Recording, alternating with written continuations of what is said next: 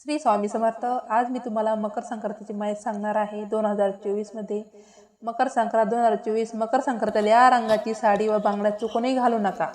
मकर संक्रांत 2024 मकर संक्रांतीला आवर्जून असंख्य लोक काळे कपडे परिधान करतात। मकर संक्रांतीला कोणत्या रंगाची साडी आणि बांगड्या चुकूनही घालू नये याबद्दल शास्त्रात सांगण्यात आलं आहे। मकर संक्रांतीचा सण मोठ्या उत्साहात देशभरात साजरा करण्यात येतो। यंदा मकर संक्रांत 15 जानेवारी 2024 साजरी करण्यात येणार आहे। मकर संक्रांतीला असंख्य लोक आवर्जून काळ्या रंगाचे कपडे परिधान करतात, कारण शास्त्रानुसार मकर संक्रांतीला काळा रंग शुभ मानला जातो। यंदा मकर संक्रांतीला कुठल्या रंगाची साडी परिधान करणं शुभ असेल आणि कुठल्या रंगाची साडी अचूक परिधान करू नयेत ती शास्त्रात सांगण्यात आलं आहे। त्याशिवाय मकर संक्रांतीला बांगड्या घालताना कुठलेही चुकून टाळावी तेही जाणून घ्या। यंदा मकर संक्रांतीला या रंगाचे कपडे आहे शुभ। यंदा मकर संक्रांतीला 5 रंगाचे कपडे किंवा साड्या तुम्ही नेसू शकता। हे 5 रंग यंदा मकर संक्रांतीत शुभ मानले गेले आहेत। मकर संक्रांतीला हळदी कुंकूचा कार्यक्रम असल्यास तुम्ही हिरव्या रंगाची साडी नेसू शकता। हिरवा रंग हा सुवासिनीचा रंग किंवा सौभाग्याचं प्रतीक मानला जातो। दुसरा शुभ रंग आहे तो म्हणजे लाल। हा रंग देखील सौभाग्याचं प्रतीक मानले जाते। शुभ कार्यासाठी लाल रंगाचं वस्त्र वापरलं जातं। पूजा मांडणी असो किंवा मार्गशीर्ष गुरुवारची पूजा असो, यासाठी चौरंग किंवा पाटावर लाल रंगाचं वस्त्र परिधान केले जातं।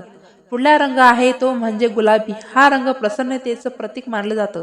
यानंतर शुभ रंग आहे केसरी। हा रंग सकारात्मकतेचं प्रतीक मानले जातं। तुमच्यासाठी केसरी रंगाची साडी असेल तर तुम्ही परिधान करा। त्याशिवाय पिवळ्या रंगाची साडीही तुम्ही नेसू शकता। पिवळा रंग हा नकारात्मक गोष्टीपासून संरक्षण करतं। मकर संक्रांत 2024 कधी आहे? मकर संक्रांत यंदा वाहन दमदार जाणून घ्या। योग्य तारीख, मुहूर्त आणि विधी आज मी तुम्हाला सांगणार आहे। यंदा या रंगाची साडी चुकून नेसू नका। मकर संक्रांती आली की देवीचं वाहन आणि कुठल्या रंगाचे वस्त्र परिधान करून आली आहे यावर चर्चा होते, कारण ज्या रंगाची साडी परिधान करून देवी आली असते तो रंग मकर संक्रांतीमध्ये वर्ज्य असतो। यंदा संक्रांती देवी ही काळी रंगाची साडी नेसून घोड्यावर येणार असल्याने यंदा आपण संक्रांतीमध्ये काळी रंगाची साडी किंवा कपडे परिधान करू शकत नाही। त्यामुळे यंदा थंडीपासून संरक्षण करण्यासाठी गडद रंगाचे कपडे परिधान करायचे आहेत। मकर संक्रांत 2024 यंदाची मकर संक्रांतीला 77 वर्षानंतर अद्भुत योग हे महाउपाय केल्यास व्हाल श्रीमंत। बांगड्याबद्दल ही चूक करू नका। बांगड्या घालताना कायम हिरव्या रंगाच्या बांगड्यांना प्राधान्य घ्या। त्यानंतर तुम्ही लाल रंगाच्या बांगड्या घालू शकता। इतर रंगाच्या बांगड्या मकर संक्रांतीमध्ये घालू नका।